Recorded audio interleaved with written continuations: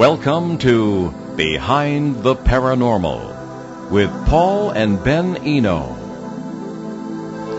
What is orgone energy? What are ghosts actually made of? Whatever happened to the men in black? Hello, and welcome to the 847th edition of Behind the Paranormal with Paul and Ben Eno. I'm Ben, and those diverse questions came from my co-host and partner in the paranormal and all those adventures, my dad, Paul. And today we bring you an open line show, and we welcome your calls today. The number's 401-766-1240. That's from anywhere. Or you can email Paul at behindtheparanormal.com and contact us via Facebook, Twitter, or Instagram. Now, co-hosting with us today, as he does for all our open line shows, is the renowned Shane Sirois. Shane, welcome back to the show. Love to be here, and I hope everyone out there is safe and sound. Now, before we get going, and we have a caller waiting already, this is our 12th anniversary show. We were beginning our 13th year on the air. Actually, June 1st, 2008, we started on Phoenix-based Achieve Radio. So I guess technically last week was our first, was our... who's counting? Yeah, exactly. Time flies when you're having fun. So let's begin right off the bat with our first questioner of our 13th year on the air, and it's Pam. Calling about ancient sites, I believe. Yeah. Welcome to the show, Pam. Hi, welcome to the show. Hello, Paul, Ben, and Shane. Happy anniversary. It's great to know that that's a thing now. My question is that a few weeks ago I went to an undisclosed location because they really don't want people there, but it is in northeastern Connecticut, and it's a mortar-free stone chamber that is like an ancient chamber. And there's, I'd say, about over 250 or so of those in the New England and New York area. But I had the privilege of getting permission and going on one the other day. And when I went there, it was truly amazing because it was completely mortar-free. They don't know how long it's been there or who made it or whatever. Even the local First Nations don't even know whom had made that. It was like they said it was there before they even came on the scene, so to speak. But it's almost like a calendar. You can get the summer solstice will hit a headstone that's inside of this chamber that is a completely different color than the other stones, and it has like a rectangular groove in it about a quarter of an inch around within the rectangle. And before the trees overgrew, the sun would hit it in a certain spot on the solstice. And I was wondering if you guys knew anything or had any experiences with that. I had an amazing time going with my PSB7 spirit box and getting some interesting communications off of it. But I'm wondering if any of you have gone to any of these sites and experienced anything really interesting yourself. Well, I'll take that as probably the oldest one in the conversation. Back in the the 70s, I got interested in stone sites. Excuse me, and in the 80s, I was an officer of the New England Antiquities Research Association, which was sort of pioneering. I guess most of them were true believers in the sense of, these weren't built by farmers; they were built by Phoenicians or something, and that's entirely possible in a lot of these sites. But I'm not familiar with any. Right off the bat, with the site you mentioned, in southeastern Connecticut is the Gunjiwamp site, which is very well known. But this wasn't that. This is in northeast Connecticut, Windham County? This is in northeastern Connecticut, over in the Quiet Corner. And that's basically all I'm going to be able to give on that information. Sure. Because he doesn't want anybody trouncing around. It's private property, but also has connections with the Nipmuc Indians. Okay. So it's entirely understandable. Yeah. I did have the good luck in the 1990s of being late 80s, early 90s of being I was the vice chairman of the Cumberland, Rhode Island Historic District Commission.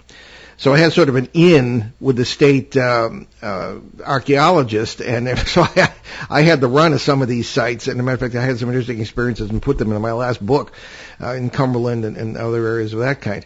Are you the Pam who lives at, is it Uxbridge? This is the one that lives in Southbridge. Yes. Okay, yeah, because we know each other from Facebook, I believe. Yeah, okay, very good. Yes, I was going to say, your name is very familiar. Yeah. That's why I'm like on Facebook all the time talking to you guys. Okay, well, you are a known person, okay. Yeah, I'm a known person. Yeah, but I'm going to let... Go ahead. Oh, no, I used to work in now it's not a competing radio station, but in a competing radio station, 970 AM WESO. I used to be one of the news reporters there for many years. Oh, cool. And used to like hearing all these wonderful stories about what was happening in the area. And I was just wondering if there was any experiences that you've had with said things. I think maybe even Shane has probably gone up to the one in New Hampshire because I think he's from up there anyway. Oh, yeah. And just wondering if you had any magnetic anomalies or felt anything unique or strange or heard anything audible when you were at any of these sites? Yeah, Shane, take that one. We've been working up there for a couple of years. Yeah, we've been going up to American Stonehenge, and what a great place that is. And even the owner, he keeps finding new things. He's clearing out some, dead vegetation, branches and leaves, and uncovering more and more up there, more of the serpent wall. And what's interesting is I do have equipment, and I haven't brought it up there other than set of cameras and stuff. But I think maybe next visit I will. But I can sense EMF anyway. I don't need the detector or whatever, but there's definitely the place is definitely special. It's got a special energy to it, and I knew for sure, once we entered into there. So, and definitely, you walk around this place, and you know that it has quite a history. There was a lot going on there at one time. You could just feel that energy. That it was a very, very busy place, and but no, never use any type of equipment up there. But so Paul and Ben, we got to get back up there. It's been too long. Yeah, and right? Yeah, get the production done too. Yeah, we could use a field trip. Yeah. After being locked up for months, it seems like years. But there were in Cumberland. If you read my book, Dancing Past the Graveyard, that came out last year, there's an experience there with that's in the section on what ghosts have to say about God. And I put it in that section because there seemed to be a native presence there it was a manufacturing site, so to speak, for projectile points, that sort of thing. And the story's in there, but there was a sort of person who walked with God, sort of a very feminine approach to it, and it was quite interesting from that point of view. So the nature of these sites is that there is a lot of memory, I guess, and that they may have been built where they've been built because of the presence of what we would refer to as world boundaries, thin places, as the First Nations would say. Yes, or ley lines. Yeah, well, I have a love-hate relationship with the whole ley line idea. Because they tend to the initial 19th century approach to that was that they're steady. That's why sacred sites exist along the ley lines. It's perfectly possible, but I find that they move, as in the telluric current, things of that kind. So I don't know, whatever it is. Like radio waves. Any waves always have a fluctuation, always have a peak and a crest. So therefore, there would be some movement in there. So I guess you're correct on that. Yeah. But some of these places, vegetation cannot grow, or they grow in odd shape. And things of that nature, I found that fascinating. Yeah, it is fascinating.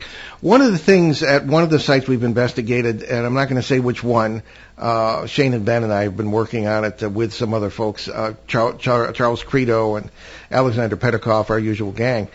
And there have been experiences that people who live near the site have had, and they don't want to talk about them. Presences, manifestations, things of this kind that would take place in an area that is, if you want to say, energized, or as we would say, an intersect point or whatever. Ben, any thoughts on that? Nothing that immediately comes to mind. I haven't had as many.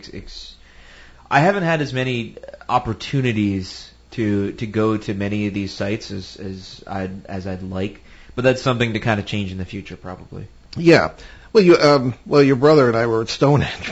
That was a long time ago. Yeah. Anyway, Pam, you're right. It's more work is required, and all sorts of things are yet to be discovered.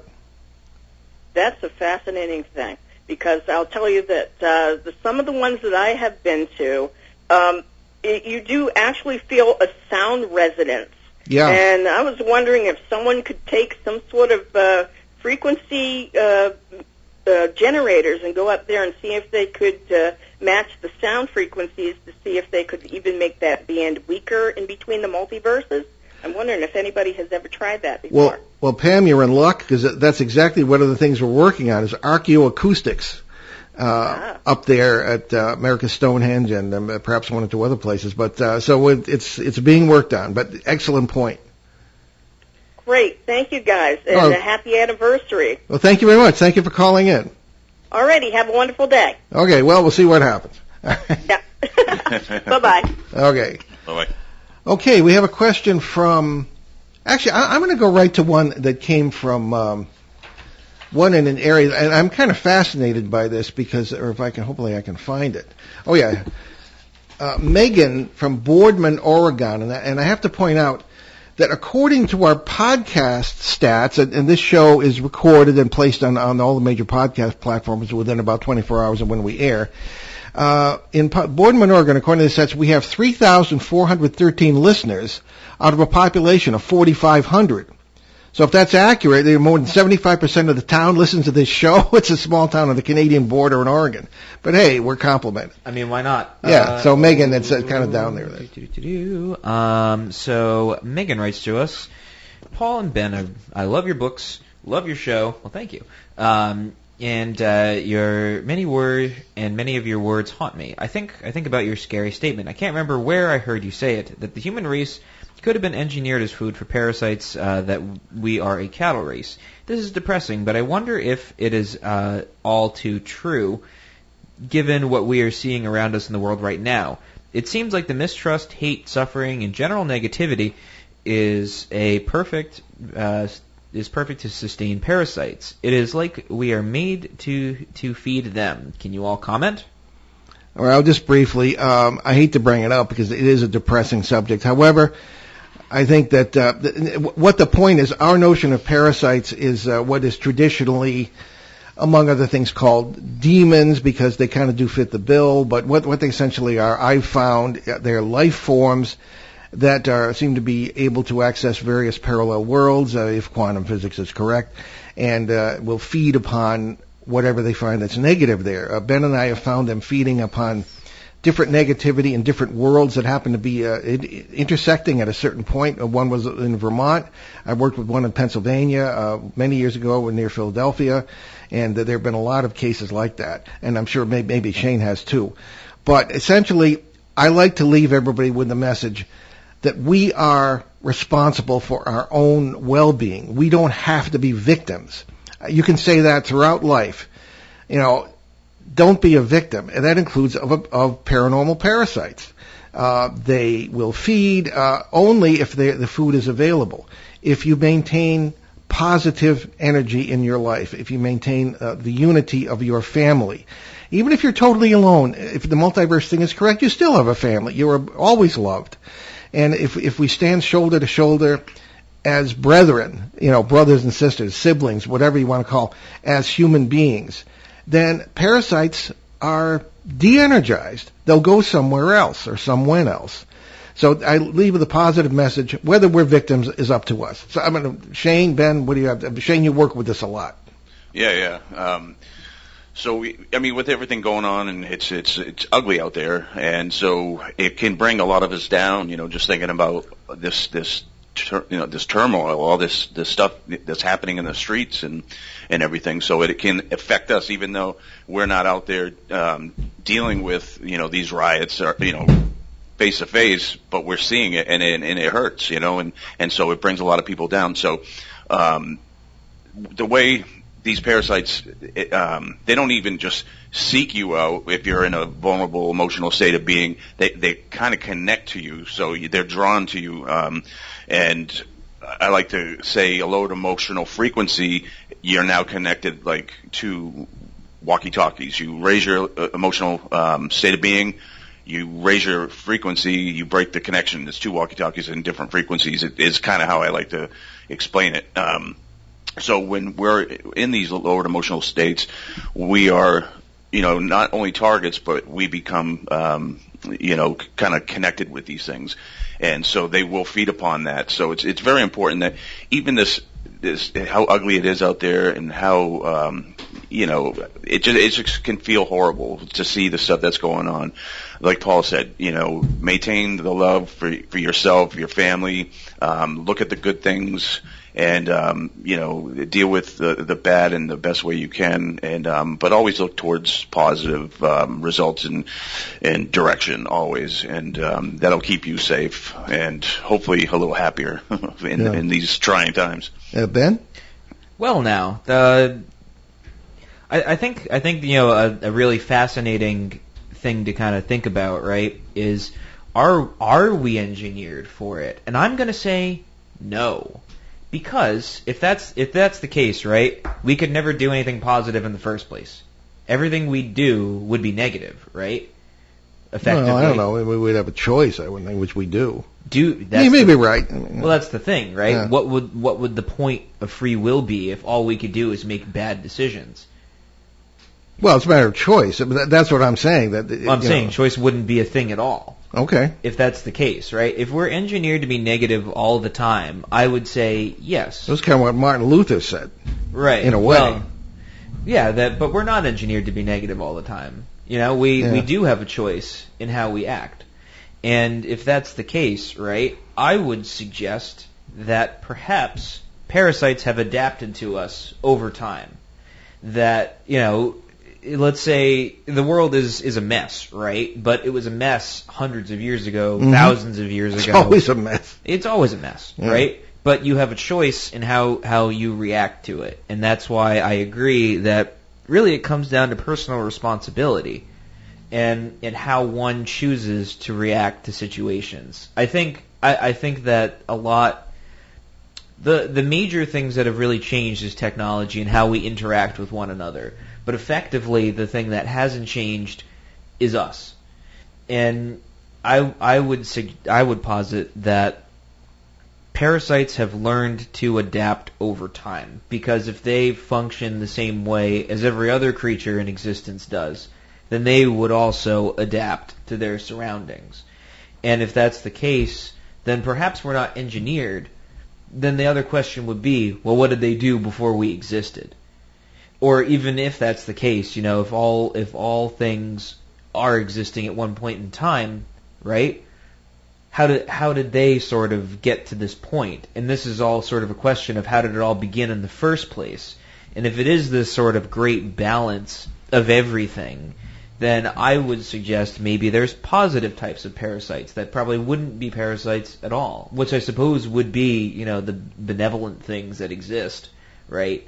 Kind of like the sort of biblical equivalent of, fallen angels versus angels that exist in that sort of way, right? So if that's the case, then perhaps there's a sort of opposite entity that feeds off of positive stuff. And if that's the case, does positive stuff feed into other positive things, whereas negative stuff feeds into negative things? Do you see where I'm going with this? Yeah, maybe it's all of the above. Right. Exactly. And that's the thing. The big word in that sentence is maybe. So what we do know from our experience, right? Typically people don't call us until, things get real bad. And so all of our experience is when things get really bad. And perhaps, the stuff that's really good, maybe the stuff that's very good. I'm getting very vague with this, but I'm with you. So the point being is, I don't think we're deliberately engineered to be good or bad. I think we're kind of in the middle, and we kind of have a choice in which way we want to go. There are outside influences, yes, but we have a choice to allow those outside influences one way or another. And the big sort of thing about being human is that a lot of the things that exist in life encourage us to not be human, right? So, we're meant to sort of feel stuff. We're meant to sort of go through life and be able to exist and be able to connect with other human beings. But I think the thing that really kind of sets us back is A, ourselves, and B, the environment that we put ourselves in. Whether the environment is engineered is another question. And that's something that I think is more important than saying if we are engineered. I would say our surroundings are. I'd say our surroundings are meant to drive us apart from not only each other, but the world around us. And I think that is probably one of the major things. I wouldn't say us as a species is engineered. I would say that the world is engineered. Interesting. That's my hypothesis. Well, there you go, Megan. Just one very brief point. I think that regardless of what the explanation may be, I think that the answer to the issue is in your own heart. I think it all has to start with us. You can't legislate it. You can't propagandize it. It's got to be from us. I'll give you an example. The other day, I work at home, and unless Ben and I are off on, and then Shane are off on some one of our zany paranormal adventures, I'm pretty much working at home. But I went out to Dunkin' Donuts the other day, and here in southeastern New England, the traffic is back. Things are pretty much back to normal. Life is kind of just as busy as it was before the pandemic. And I was in line at Dunkin' in the automobile line at the pickup window, and there was a young lady, happened to be a lady of color, in front of me. I had no idea who she was. She paid for my tea for me. And I thought that was, a simple act of kindness that means everything. That made my day. No parasite could come near me that day because it was so positive, And it starts with us. Simple acts of kindness, and that's contagious. It multiplies, and it can solve a lot of problems, including what we're going through right now. Right. It brings the world back into sort of a unity, an orientation. That's where we have to go, is the unity. All right, well, thank you for the excellent question, Megan, and our best to all the folks in Boardman, Oregon, where apparently we have a lot of listeners. Very pleased to hear that. Okay, we have one from Tracy in Uxbridge, Massachusetts, right here in our local area. Okie dokie. Tracy writes to us, Paul, I would love to hear you talk about that boy who spoke of the high and the low people again. I can't remember where you mentioned it. I mean, there's like almost 900 shows. I don't believe you. Probably plus two books. But it seems fitting today. There are a lot of high people still out there doing good. Okay, well, the background of that is 1991. I was contacted by a family in Waterford, Connecticut, near New London. Not too big of a town. And they had a little boy who was 5 years old and was dying of childhood leukemia. He had been talking to his grandfather, his maternal grandfather, whom he had never met, and who had died 10 years before, or translated, as we say. It was an amazing experience. They weren't frightened. He himself wasn't embarrassed. He was, and we became very good friends. I would go down there several times, and he'd take my hand, and we'd go for walks, and he'd tell me all about this. I learned more from that little boy than I did from all the seminary classes that I ever took, and graduate school, or anything like that. He had such simple wisdom. And I find that in children who are terminally ill. It's a terrible situation, but they tend to become very other-centered. We think of children sometimes as little bundles of ego. Well, some are, but I mean, when they face that, they do so with great, the ones I've seen with great dignity, and in this case, great wisdom. So he said there are two kinds of people. This is in the context of many conversations. He called them the high men and the low men, or you might say high people, because grammatically, when you talk about men as a group, it includes women too. But anyway, there was, and he said that the low men or the low people are not really even human. And just thinking about that over the many years where this has happened, since I last talked to him, it seems that the people whose facets of their personalities, this is all considered the multiverse thing in our own theories, are far more connected with where they are parasites in the multiverse, and the higher people are more connected with where they are not. All right, And that's essentially what that was. And I write about this. There's a chapter, a small chapter about this in the book Ben and I wrote in 2017, Behind the Paranormal, Everything You Know Is Wrong. So that's essentially it. It was a lot about what life really is, and a lot about what people really should be and are. And it was most inspiring. And he translated before he turned 6. Of this leukemia, and he did so very peacefully with his family. Unfortunately, I was not there, but he's one of the major influences on my life. This 5-year-old boy, name was Peter. So we have a caller, Ben. Well, it was just Country Bob giving us a kudos for existing on the airwaves for 13 years. Oh, Country Bob, right here from Woonsocket, Rhode Island, our town, and certainly our radio home for the last, good grief, going on 12 years. And on that note, we actually have to take a brief break. We do. I forgot the time. Anyway, you're listening to Behind the Paranormal with Paul and Ben Eno on WOON 1240 AM and 99.5 FM in New England's beautiful Blackstone River Valley. And we'll be right back with our open lines.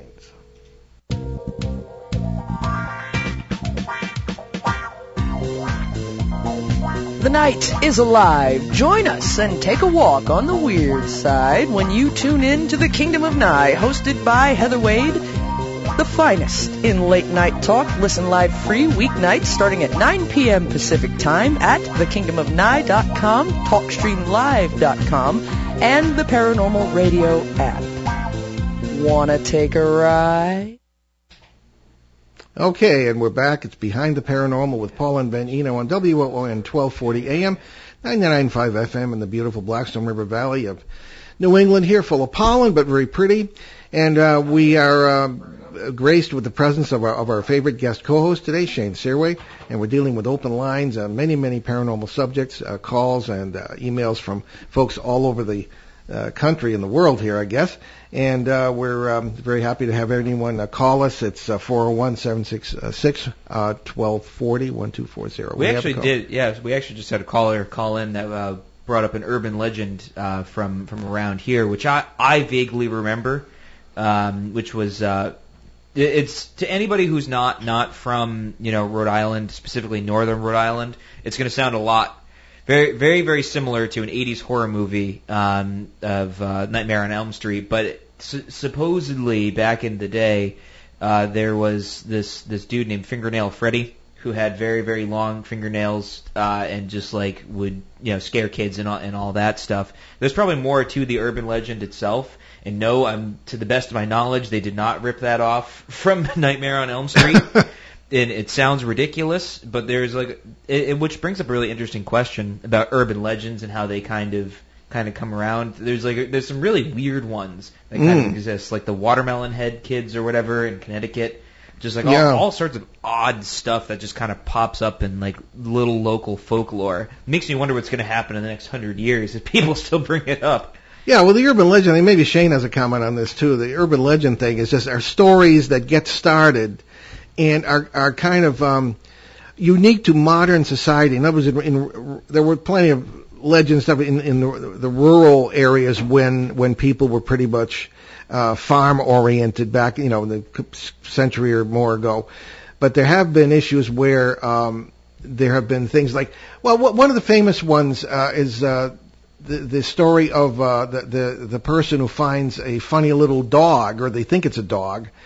And it turns out to be an Australian wombat that tried to, came into the port on some ship. And Ben's mom, my wife, actually came home one time and said that one of the lawyers she knew had actually done this. Had a dog. It turned out to be an Australian wombat, and she took it home, and it almost killed her, or could have. It didn't, but I mean, she was nice to it. But I mean, here's an urban legend that actually came into my own kitchen. So that's what urban legends are. Shane, any comments on this? Yeah, well, the one that Ben was Fingernail Freddy, I wonder, not that, did they steal that from the movie? I wonder if the movie stole it from the legend. I wonder if they heard of and made a movie out of it. But I'll bring up one that probably y'all haven't heard about. Well, down Louisiana, you got the Rougarou, the old French. I mean, this goes way back. Me and my wife were just watching a show about, the French, the new France and all that other stuff, and they were talking about the rougarou in there, but also one that most probably people haven't heard of is down in Louisiana. They have what they call staccolina, and it's a story that parents and grandparents will tell the children to keep them in bed. They said, staccolina is like this creepy witch lady or whatever that goes after kids, and so if you get out of bed, and she'll come and get you, But if you hear scratching on the screen door or on the screens, then that's staccolina, she's creeping about, and of course down there's so many bugs, so these kids they're hearing any sound on the screens and they're freaking out, right? But they're staying in bed, and so I think that folklore was probably just made up to keep the kids in bed, but that's certainly one I bet you most people haven't heard of. But it's there's a song about it too that I like. Okay, well, why not write about it? All right. There we go. Okay, do we have another caller? We do. Okay. And we have John on the air with us. Hi, guys. How are you? Oh, hello, John. Hey. John, and where are you from, John? Putnam. Putnam, Connecticut. Okay. Yes, great. You know Putnam, right? Oh, yes, we've spoken there, and it's near my first case. Yeah, right in. Your first case was in Pomfret. Correct, 1970 to 1972. Absolutely. I've read all of your books. Well, I hope you still like me. Not nearly as much, but that's okay. Oh. At least you're honest. But anyway, hey, it's funny. I live in an old house that my grandparents had bought in 1944, and we had a murder-suicide here in 1936. Now, I know that's true. I went back and researched it. I saw the newspaper stories. Now, this was before my family bought it. It was the original owners of the house. In fact, I found their graves the other day. They're buried in Thompson, nearby. And I will tell you, now, I come from a Celtic family, and you know the old legend about it, every generation of a Celtic family, one of them gets the Fae. Oh, yeah. You know how that works? One of them gets it. Well, my brother got it, okay? And my brother got it, and there's parts of the house he won't go into. And the barn here, he won't go into that at all, period. And that used to be the workshop of the guy that actually committed the murder. And I recognize your philosophy, and I tend to agree with it. But it's very interesting. I know other sensitive people. My wife is sensitive as well, and she's experienced some things here in the house. Now, I've lived here in the house all my life. I'm 58, but I've lived here all my life, and it's just kind of interesting. I've never felt a thing, fortunately.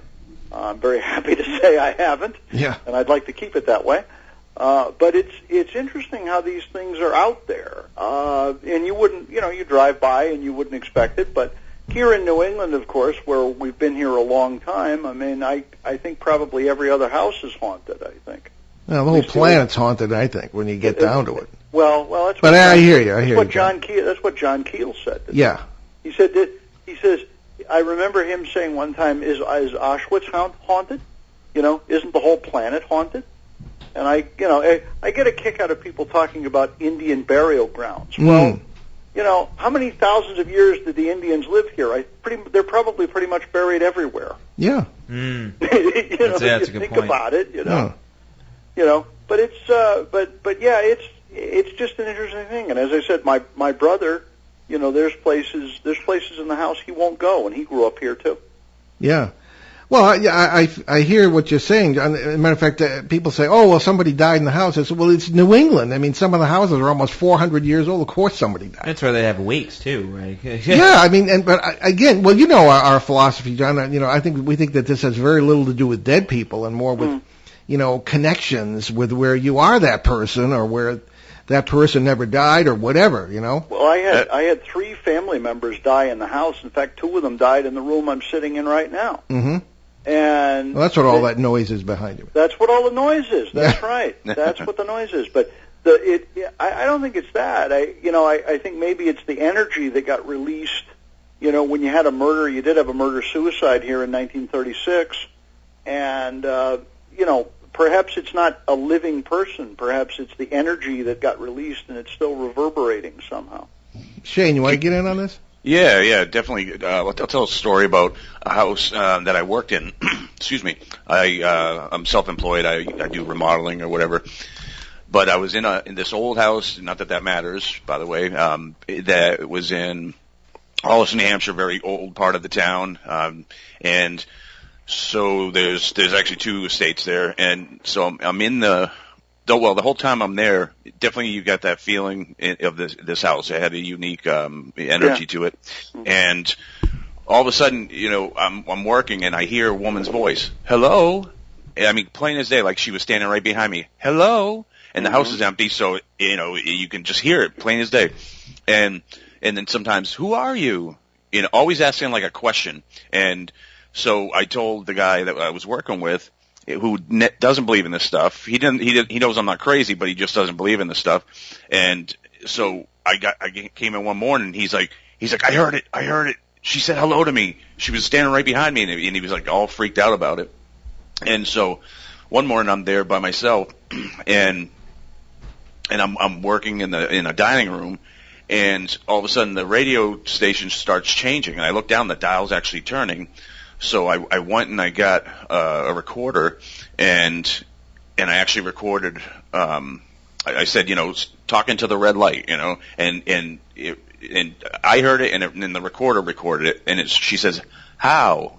Asking the question of how, So, but the story behind this house, and it was dramatic things that happened, and that's exactly what that those emotional bleed overs is what you were just describing. That I absolutely is responsible for that activity. But this house, there was a man that had supposedly committed suicide, but the town folk know that wasn't true. His wife was having an affair with the chief of police, and so when they found him, he was right-handed. The gun was in his left hand, and the bullet hole was on the right side of his head, so he would have to reach all the way around instead of just putting it up to hit the left side of his head. So it didn't make sense. And then also there was a older lady that fell down the stairs, but yet she never hit one stair. She cleared all the stairs and she hit the landing down below, and I actually had to repair the joist underneath because it was cracked. It was just snapped right in half, a big one too. Whoa. And it was that way for quite some time. And then there was a couple that lived there for 25 years prior to me going in there. The house was vacant when I went in there. The female, they were there for 25 years. The female was suffering from dementia. The family called there was weird things going on, even though the guy was known to be a real nice guy and everything, but people knew something weird was happening with them both. And so the family called to have a wellness check. Police got there. The guy flipped out, started shooting up the house. They did a 12-hour standoff with this guy. They got her out of the house. But just very, very bizarre behavior. But that was an emotional event that took place in this house. So you had all these different events that happened within the house. That's exactly what is responsible for the activity that's taken place there. And that's the same thing that happens in these places that people say residual haunting. I don't like that term. I don't like what it implies, that your house is not a DVR. Or, remember, that's not what I said either. So. No, I'm saying people in general, they will say that. I think you're on point with what you said, sir. But definitely these emotional events that can be responsible, and not so much a dead person walking around your house. So I think you were on point. I was just saying that there is a classic term where people say residual haunting, and that implies that kind of like your house is a DVR, like I even heard them say that your wood floor can record events and replay them, and I think that's foolish. Where where we stand on that, and I think exactly. It's an emotional bleed over between parallels or between different times. And it was funny. The event happened 8 years before my family bought the house. They bought it in 1944, and this was in 36. And my grandparents lived a block away when the shooting happened, and they knew the people, and the guy that did it was actually quite well known around town and quite well liked, and and it was just one of those horrible tragedies that happened. And my grandmother, I remember her telling me about hearing the shots that morning, but she thought it was a car backfiring. and they found out the next day that the murder-suicide had happened. And as I said, I literally just found their graves the other day. I was out searching around. I had an idea where they were, and I finally found them. And it looked like nobody had visited there in a long, long time, and that was kind of interesting as well. But it just goes to show you that here in New England, with the history that we've got, I mean, any old house has probably got something like this. Now, Ben, maybe not quite as tragic, but I mean, it has something like this. I think there's some sort of, it's like I don't want to say romanticized. That's not the right word. It's not the word I'm looking for. But this sort of like archetype of like old New England houses, right? So Yes. It's like we just we sort of expect it to be. So like my wife and I had the pleasure of seeing this house that was built in 1910. Right. In this funny little town in the middle of Massachusetts called Douglas. Nice place. I like it a lot. I know it well. Yeah, it's nice. Oh, it's a nice spot. Great breakfast It's lovely. place. Yeah, it's quite lovely. Yeah, it's a nice little town. I like it a lot. don't call it too funny. We have a lot of listeners there. Well, funny. I mean, like it's like it's like one of those typical New England towns, right? You have that one little main drag, and there's a bunch of little side streets, and there's an old mill, like just like old stuff left over. Well, Putnam is pretty typical too, and frankly, so is Woonsocket. Yeah, right. Yeah, typical New England. Oh, towns. same kind of flavor. Right. Well, Woonsocket, of course, is bigger, but I mean, it's very, very typical New England place. Oh yeah, of course. And so New England has this sort of typical, like sort of very specific things about it, right? You'll always find old mill buildings or something to that effect, or a dam. There's always at least a dam. Which fun fact, in Massachusetts alone, I think there's something like 2,000 or 2,200 dams in existence, and it's like a very specific number, but like most of them just are completely out of commission, or like it's too much work to just take them down, and it would just completely destroy the environment if they did, because of all the chemicals and sediment that are built up in there. But this isn't a history lesson. The fascinating thing about them is I found that one of the most, well, I won't say most haunted, but one of the most active places I've been in was actually my mother-in-law's place that was built in the late 90s. And it was, honestly, I'm pretty sure it was just because of the wetlands. And the more I've kind of really thought about it, the more I've kind of realized that the geology of New England and the makeup of the soils has a lot to do with the activity that's created, right? So, I mean, we have a lot of sandy soils and rocky soils. We have high groundwater tables. There's wetlands all over the place. And there's all sorts of things that conduct a lot of electromagnetic activity, right? So a lot of these old houses, they have like fieldstone foundations in there. I mean, including the one you just bought. Right. And, or you have like a lot of running water all over the place. It just produces a ton of electricity, especially if you mix that with like, high tension wires and all that. You have all your ducks lined up in a row. A lot of stuff's going to happen. Well, there's plenty of water in southern New England anyway. I mean, you can't walk a quarter of a mile without falling into a pond. Or, I mean, and there's streams everywhere. And where I am, there's a stream nearby. There's a pond nearby. I mean, but that's true everywhere. I mean, and water, as we know, has electrical properties and all of that. So I don't think enough research has been done into this because it's seen as this woo-woo kind of thing. So real scientists don't want to get into it. Right, exactly. Although I think that's changing slightly. I think it's changing slightly, mostly because of the research that's been done, with quantum physics, macro and micro.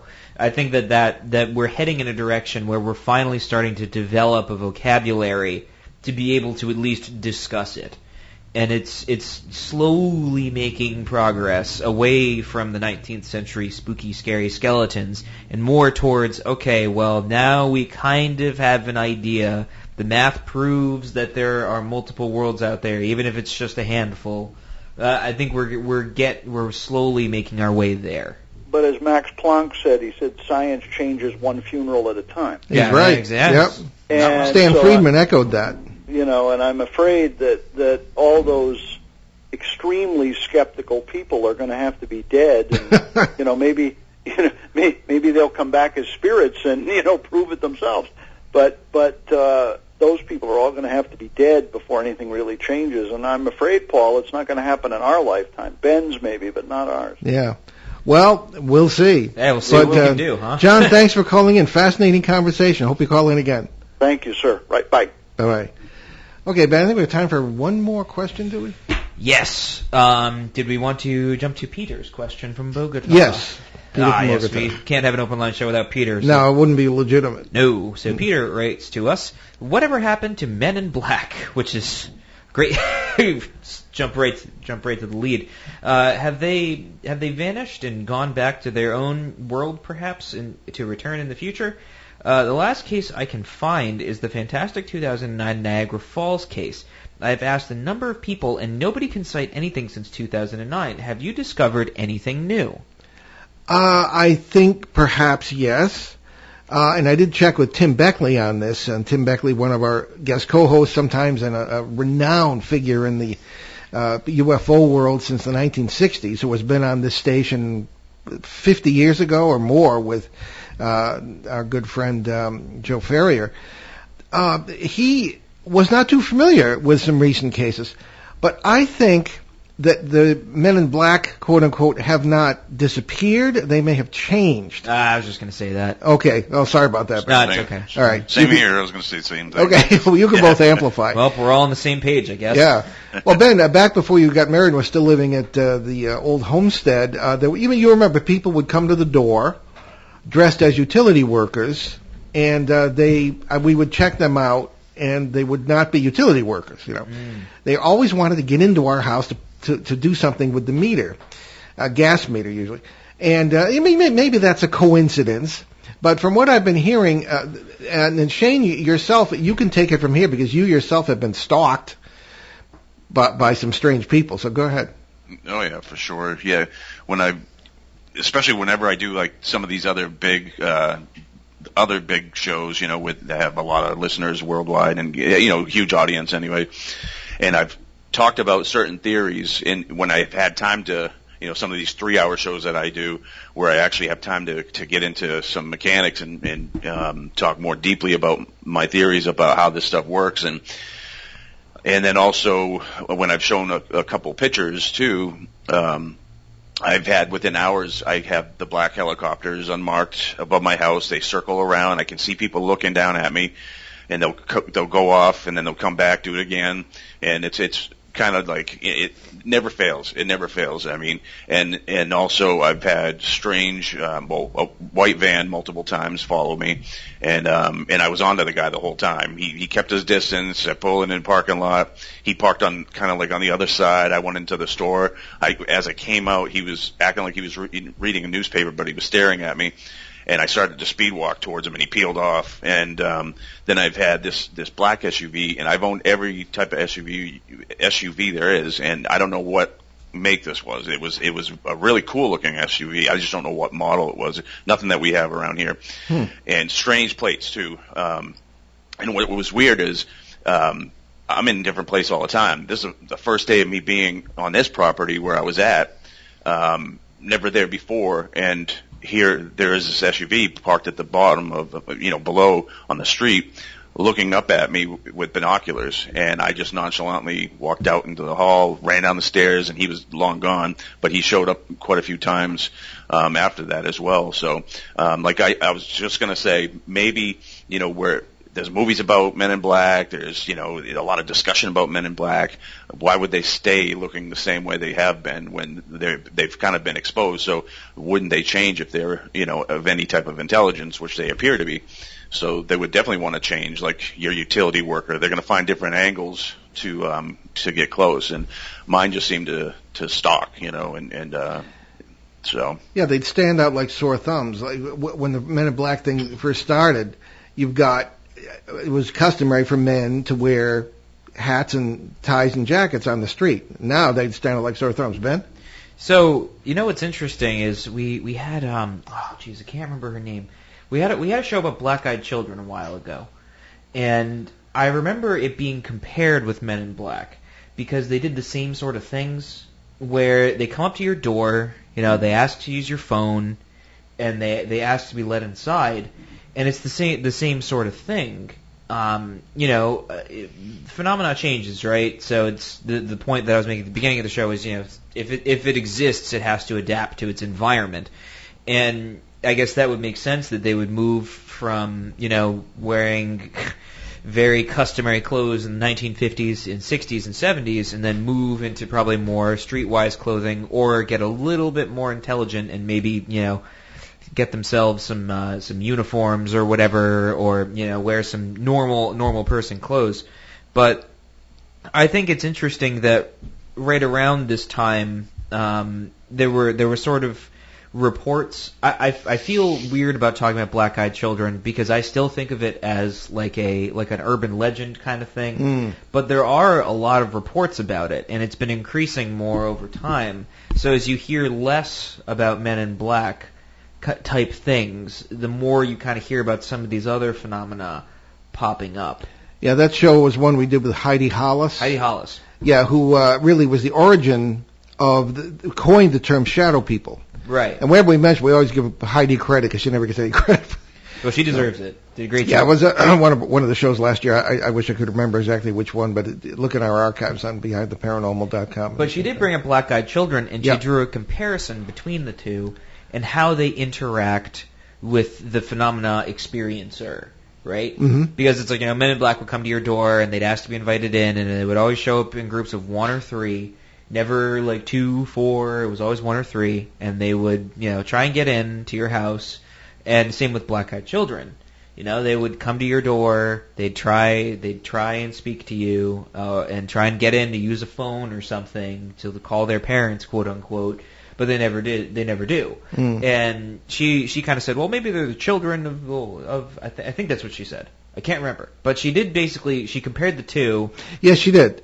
Well, possibly, young Men in Black. Right. That's sort what of it thing. Was. Yeah. Well, and also, too, the people that have encountered Men in Black, as well as people that have encountered black-eyed children, they all often fall ill after that. Strange illnesses. That's right. Yes. So that's kind of where I was heading with this. That maybe it's just shifted. Yeah. Okay, Well, we're just about out of time, folks, so let's start our announcements. Yes. Every effort is being made to preserve the Exeter UFO Festival for Labor Day weekend this year, and all 3 of us are involved with that, along with half of our stable of co-hosts. And we're told that a decision will be made within the next few days about whether it can be held in the usual venue, which is the historic town hall in Exeter, New Hampshire, and the possibilities for holding it virtually. It's all being examined. There are varying opinions on whether that should be tried. One way or the other, we would, should it occur, do our 5th annual live broadcast from the event with the panel of the speakers. It's always very popular every year. And the festival is sponsored by the Exeter Area Kiwanis Club to raise funds for local children's charities, so let's hope it goes forward. And assuming things are semi-normal by October, we plan to be back at the Greater New England UFO Festival, or UFO Conference, I should say, in Leominster, Massachusetts on the Columbus Day weekend. My dad is scheduled to be the keynote speaker to mark his 50th year or work anniversary in paranormal research. So now it's a day of firsts, many firsts. Yeah. Or many anniversaries, I should say. So Shane, what's going on with you this season? If anything. Oh, did we lose the audio here? We shouldn't have. I'm sorry about that. Okay. Just I'm doing a lot of shows lately. I've been doing a ton of shows, but I have no conferences scheduled. I think you said that all 3 of us at Exeter, but no, I'm not on that one. None of us do. That's why we're glad to be able to have some of the big names, including you, on the show. Yes. Keep everybody out there. Okay, let's I suppose move on here to we'll refer to our BehindTheParanormal.com website. You can find all sorts of information there about the show, our schedule coming up, and I should say that we're going to be migrating to a new hosting platform, so there may be a little bit of disruption this week with the site or even with our email. So, but just stick with it, and it won't last long. Okay. So let's. What do we got next week, Ben? So next week on June 14th, we will bring you another rare appearance by a psychic on the show, and we'll be joined by physical medium Walter Rucker. And we'll also have Kathleen Marden co-hosting because she knows Walter Rucker, and we'll see how that should be a fascinating conversation. Yeah. Yeah, the rare appearances by psychics lately have not been too rare, actually. Yeah. So, well, it'll be a rarity once again after this. Okay. So, Shane, you got a quote for us today? Yeah, so we leave you this afternoon with a thought. In these times, have faith in yourself and have faith in humanity. Sounds good. I'm Shane Sirois. I'm Paul Eno. I'm Ben Eno, and we still have roughly a few seconds to before we can hit our outro. Okay. I do remind everybody that if you do listen to us on Apple Podcasts, please give us a rating and subscribe, and it helps us grow the show. Yeah, you can check us out on iTunes and Apple Podcasts and all sorts of other things. So yes, and so thank you for joining us on our great cosmic journey. Everyone be safe, and we will see you next time on Behind the Paranormal.